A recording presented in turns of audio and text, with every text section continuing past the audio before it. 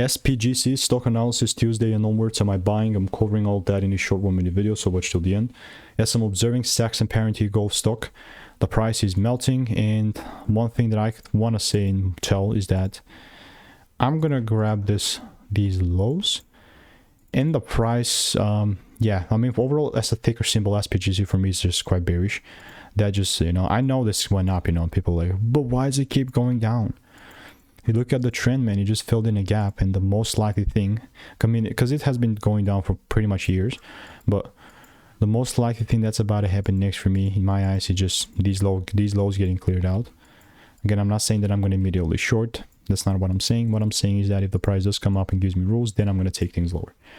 And if you want to make more money trading in a simple and lean way, click the first link in the description. It's a free newsletter. So goodbye and enjoy, and there's like nothing else that I would add to this. It's just always just about keeping an eye, and I really want to hear your thoughts in the comments below.